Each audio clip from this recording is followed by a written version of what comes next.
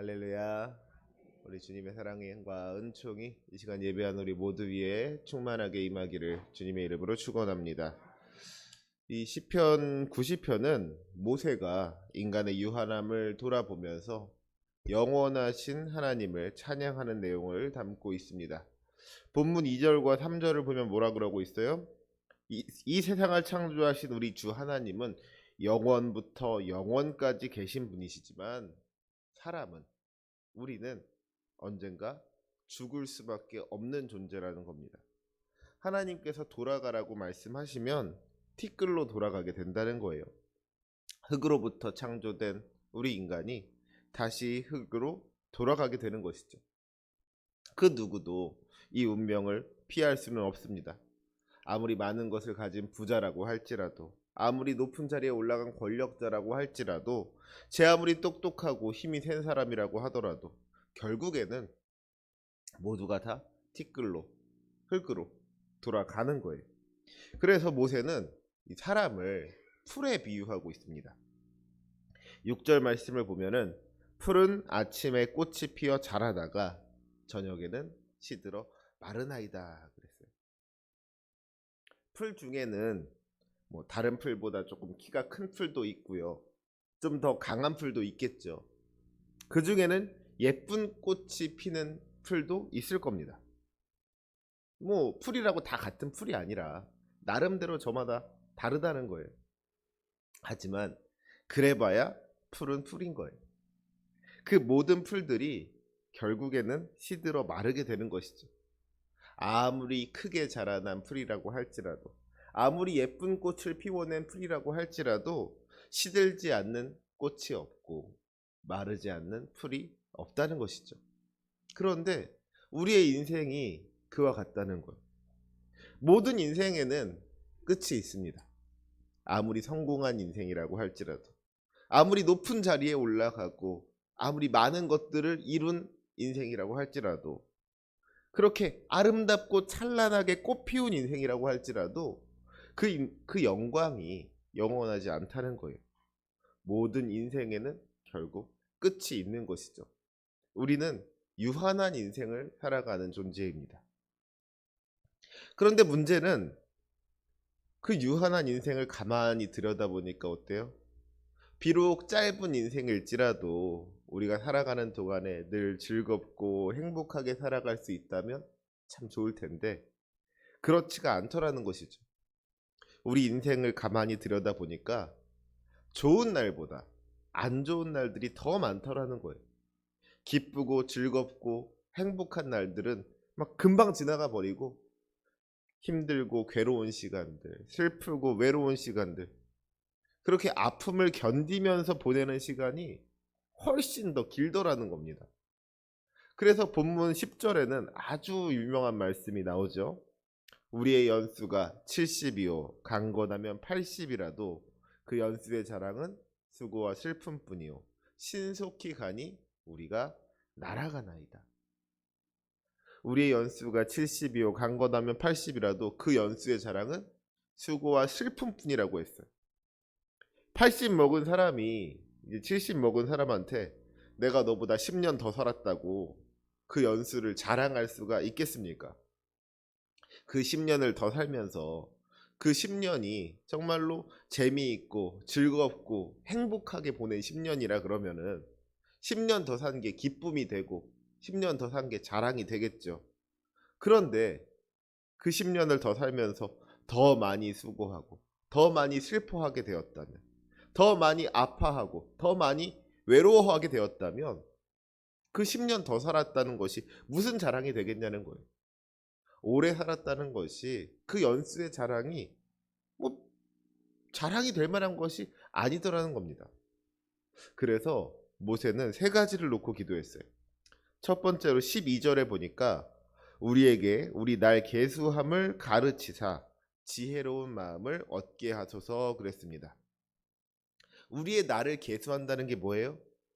내 인생이 지금 어디까지 와 있는지, 또 내 인생이 어디까지 갈 것인지 이걸 생각한다는 거예요. 특별히 내게 남아있는 날이 얼마나 되는가를 생각하는 것이죠.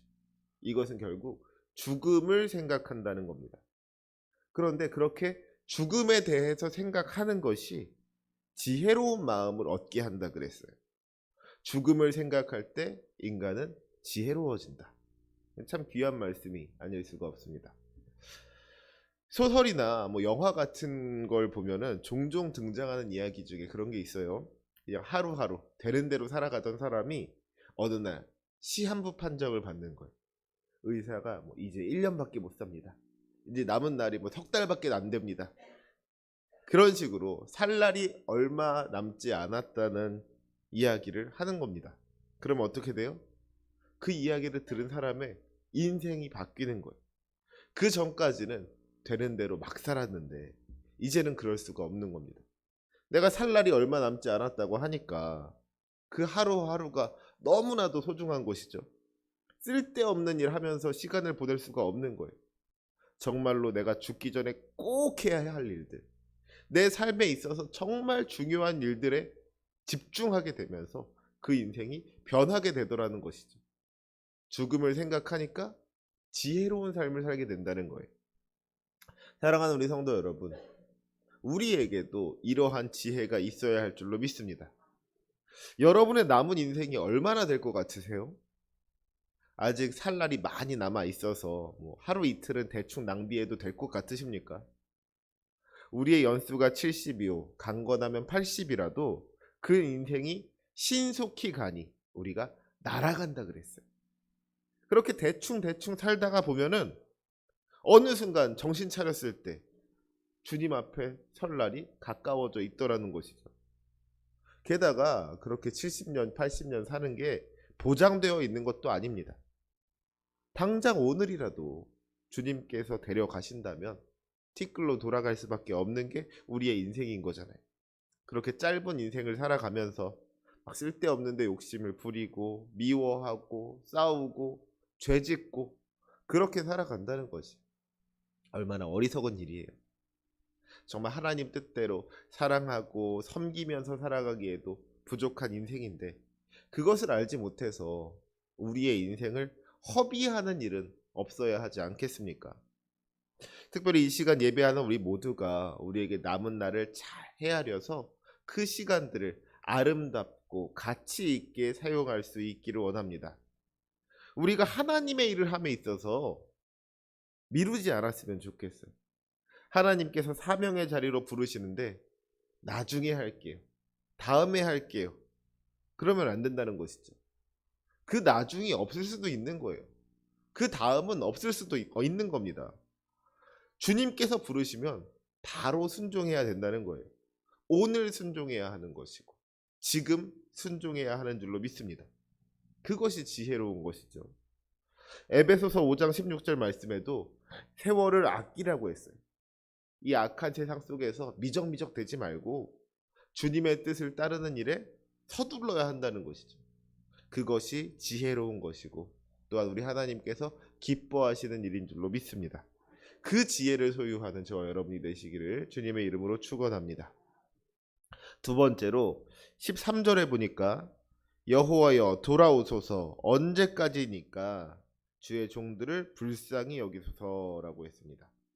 인생의 유한함을 깨달은 모세가 간절히 바랬던 것은 바로 주님이었다는 거예요. 이 짧은 인생 동안에 나에게 가장 필요한 것이 무엇이냐고 했을 때 그것이 돈도 아니고 명예도 아니고 권력도 아니고 바로 하나님이더라는 것이죠. 하나님께서 함께하지 않으시는 인생은 비참한 인생이고 불쌍한 인생이 될 수밖에 없는 겁니다. 그래서 주님께서 우리를 불쌍히 여겨달라고, 우리에게 돌아와 달라고, 우리와 함께 해달라고 간절하게 기도하고 있는 거예요. 주님께서 우리와 함께 하실 때 우리의 모든 부족함이 채워질 수 있는 줄로 믿습니다.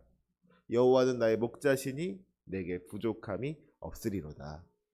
젊은 사자는 궁핍하여 줄일지라도 여호와를 찾는 자는 모든 좋은 것에 부족함이 없으리로다. 우리를 창조하시고 다스리시며 구원하시는 이 능력의 주님께서 우리와 함께 하실 때에 우리 인생의 모든 문제가 다 해결되는 것이죠. 세상의 그 어떤 것도 채워주지 못하는 우리 인생의 빈자리를 우리 주님께서 채워주시는 줄로 믿습니다.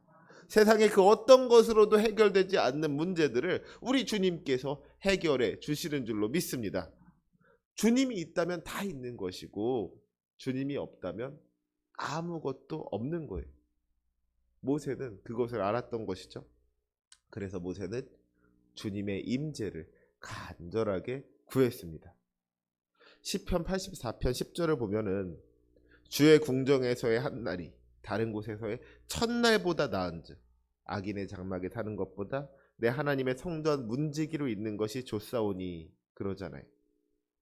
주님과 함께 하루를 사는 것이 다른 곳에서 첫날을 사는 것보다 더 좋다는 거예요.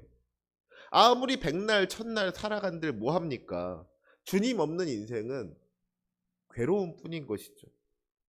단 하루를 살더라도 주님과 함께하면서 주님께서 주시는 은혜를 누리고 주님께서 주시는 기쁨을 맛보면서 살아가는 것이 그것이 복된 인생 아니겠습니까? 바라기는 이 시간 예배하는 우리 모두가 주님과 동행하는 기쁨을 맛보게 되기를 원합니다. 이 세상 그 무엇보다도 주님과 함께하는 것이 귀하고 복되다는 것을 기억하면서 주님께서 주시는 복을 구하는 것이 아니라 주님을 구하면서 기도할 수 있는 저와 여러분이 되시기를 주님의 이름으로 축원합니다. 마지막으로 모세의 세 번째 기도 제목은 뭐예요? 모세는 주님께서 주시는 기쁨을 놓고 기도했습니다. 우리 14절과 15절은 같이 한번 읽어봤으면 좋겠어요. 14절 15절 말씀 함께 읽겠습니다. 시작. 아침에 주의 인자하심이 우리를 만족하게 하사 우리를 일생 동안 즐겁고 기쁘게 하소서. 우리를 괴롭게 하신 날수대로와 우리를 화를 당한 연수대로 우리를 기쁘게 하소서. 아멘. 지금 모세는 세상의 다른 곳에서 기쁨을 찾지 아니하고 주님께서 주시는 기쁨을 구하면서 기도하고 있습니다. 아침에 주의 인자하심으로 우리를 만족하게 하여 주옵소서. 우리를 일생 동안 즐겁고 기쁘게 하여 주옵소서. 우리가 이 땅을 살아가는 동안에 얼마나 많은 괴로움을 당하고 화를 당했는지를 아시오니 이제 그 모든 것을 기쁨으로 바꾸어 주옵소서. 이것이 이 모세의 마지막 기도였다는 거예요. 사랑하는 우리 성도 여러분, 무엇이 우리를 만족하게 할 수 있겠습니까? 무엇이 우리를 기쁘게 할 수가 있겠어요? 오직 주님만이 우리의 만족이 되시고 주님만이 우리의 기쁨이 되시는 줄로 믿습니다. 물론 주님이 아닌 다른 것들도 우리에게 기쁨을 줄 수가 있어요. 월급 받으면 참 좋고요. 맛있는 거 먹으면은 행복합니다. 오늘 이따가 이제 우리나라 축구할 텐데 이기면 참 좋겠죠. 예. 이 세상 것들이 분명히 우리에게 기쁨을 준다는 거예요. 이 세상 것들도 우리에게 기쁨을 줄 수 있다는 겁니다. 하지만 그런 기쁨은요, 유한한 기쁨이에요. 잠시 있다가는 사라지는 기쁨이고 언제든지 빼앗길 수 있는 기쁨이라는 것이죠. 어제 맛있는 거 먹었다고, 어제 점심에 맛있는 거 먹었다고 지금도 막 행복하신 분 있으십니까? 내가 어제 점심에 진짜 맛있는 거 먹었었는데 생각하면 생각할수록 점점 더 좋아져요? 그런 거 아니잖아요. 어제의 기쁨은 어제의 기쁨이고 그게 오늘의 나를 만족시켜주지 못하는 거예요. 마시는 자마다 다시 목마르는 그런 우물물과도 같은 것이죠. 우리에게는 진짜 기쁨이 필요하다는 거예요. 그 속에서 영생하도록 솟아나는 샘물이 필요한 겁니다. 우리 주님이 주시는 기쁨은 세상이 주는 것과는 비교할 수가 없는 기쁨인 것이죠. 영원토록 변치 않는 기쁨인 것이고 결코 빼앗길 수 없는 기쁨인 줄로 믿습니다. 기쁨의 근원 되시는 우리 주님을 붙잡음으로 말미암아 주님께서 주시는 구원의 기쁨을 누리는 저와 여러분이 되시기를 주님의 이름으로 축원합니다. 우리의 소망은 주님께 있습니다. 이 세상을 창조하시고 영원부터 영원까지 다스리시는 주님께서 우리를 사랑하여 주시고 우리에게 은총을 베풀어 주시기 때문에 풀과 같이 연약한 우리의 인생에도 소망이 있는 줄로 믿습니다. 바라기는 우리가 늘 주님과 동행하면서 믿음으로 살아갈 수 있었으면 좋겠어요. 주님께서 주시는 기쁨으로 충만하여지기를 원합니다. 그리고 우리에게 주어진 이 시간들을, 이 짧은 시간들을 헛되이 보내지 아니하고 온전히 주님 뜻대로 순종하면서 살아갈 수 있기를 원합니다. 그때 우리의 인생이 풀과 같이 시들어 마르는 부질없는 인생이 아니라 주님의 영광을 경험하는 복된 인생 될 줄로 믿습니다. 그 은혜를 경험하는 저와 여러분이 되시기를 주님의 이름으로 축원합니다. 아멘. 기도하시겠습니다.